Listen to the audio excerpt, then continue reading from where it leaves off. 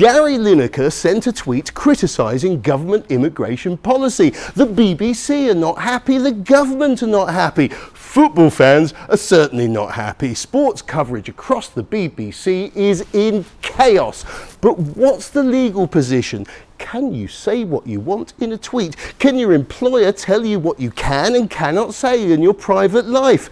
Let's find out. So, very quickly, what's happened? Here are the facts. 62-year-old Gary Lineker is a former footballer and England captain. 281 goals in 567 games and 80 England caps. He won the Golden Boot at the 1986 World Cup. These days, he presents football highlights every Saturday night on Match of the Day. He's the highest paid talent on the BBC, earning over £1 million a year. Lineker started a Twitter spat with Home Secretary Suella Braverman, who announced a new law called the Illegal Migration Bill. Under that legislation, anyone who arrives in the UK on a small boat would be committing a criminal offence and would be deported and barred from ever settling in the UK. She claimed the UK faced potentially billions of migrants invading the UK. The policy and the language used have been widely criticised. The proposed law probably unlawful. Gary tweeted, "Good heavens, this is beyond awful. There's no huge influx. We take fewer refugees than other European countries. This is just an immeasurably cruel policy directed at the most vulnerable people in language that is not dissimilar to that used by Germany in the 1930s. Those comments have landed Gary in trouble. The BBC takes impartiality very seriously. The Director General, Tim Davis, said it was a clear breach of BBC rules. He pulled out the red card and suspended Gary Lineker. It diminishes the unspeakable tragedy that millions of people went through. Sports coverage across the BBC was all but scrapped, with a ton of presenters walking out in protest. Instead of Football Focus on Saturday, we got Bargain Hunt. Instead of Final Score, we got The Repair Shop. Lineker's co-hosts on Match of the Day and former England teammates Ian Wright and Alan Shearer walked out in solidarity. A surreal 20-minute episode of Match of the Day was aired without any commentators. It was so odd, the audience went up by 500,000. So can you say what you like in a tweet? Can your employer sack you if you tweet something they don't like? Does it matter if you're playing on the left wing or the right wing? What about freedom of speech?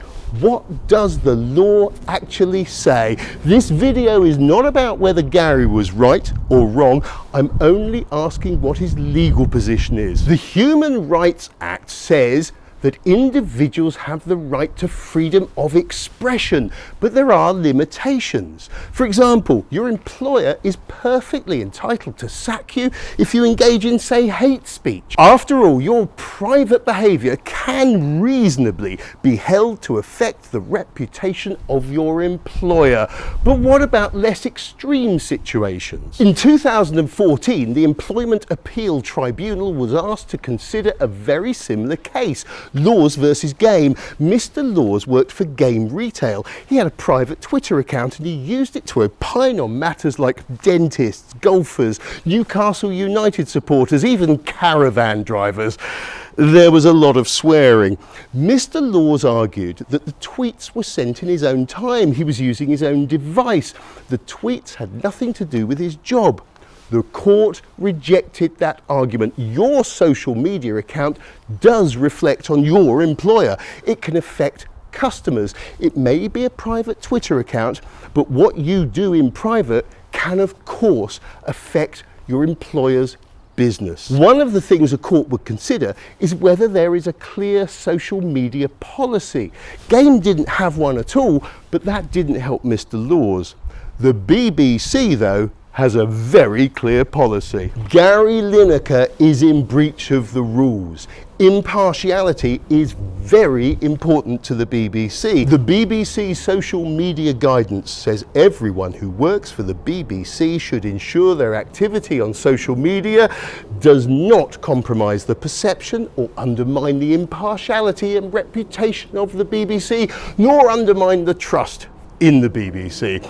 It says basically TV stars have an additional responsibility to the Beeb because of their profile on the Beeb. It goes on, we expect these individuals to avoid taking sides on party political issues or political controversies and to take care when addressing public policy matters.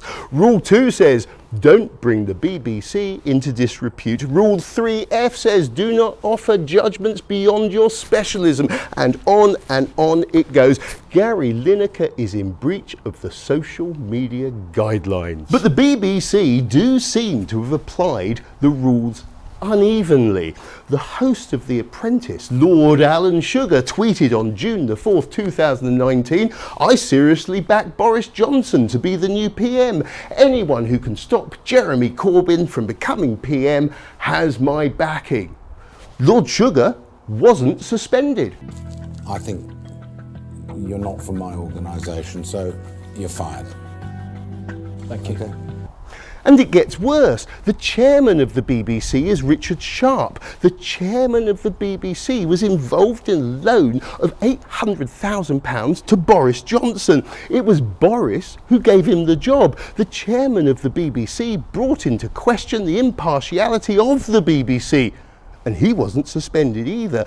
Gary could argue that it's not a level playing field, but I don't think that'll work in an employment tribunal. Yes, it's unfair that he's been singled out, but it's not a defence. So, could Gary argue he's been discriminated against? I guess he could argue, maybe, that the Employment Equality, Religion or Beliefs regulations of 2003 give him some protection against unfair treatment or abuse as a result of his religion beliefs or similar philosophical beliefs. But I doubt that'll work.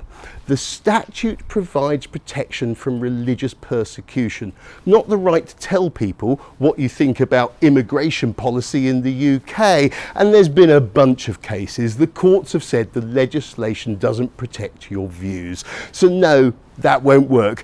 Gary doesn't have a leg to stand on here. Gary Lineker is, legally speaking, offside. None of this, of course, has stopped Gary Lineker. He's not backing down and the tweets haven't stopped. The leader of the House of Commons, Penny Mordaunt, tweeted, Labour are borrowing from the Gary Lineker playbook. They are a party of goal hangers and the occasional left-wing striker. Gary replied, thank you for mentioning me. I'm just happy to have been better in the 6-yard box than you are at the dispatch box. Now that's what I call football punditry. Hopefully the BBC will resolve all this and we can get back to watching the football highlights. But it could be game over for Mr. Lineker. The BBC can legally blow the whistle. But what do you think? Should you have a right to say what you want in your private life? Or should your employer have the right to control what you say? Let me know in the comments. I'm Matt Fresco. Please subscribe, not because I need it or want it or deserve it, but for all those reasons. Should you have a game of football? Come on, should we get a ball? Come on, we get a ball. Try not to get in every shot, but okay. Crazy kid. You deliberately running behind the camera, are you? You aren't. Wake.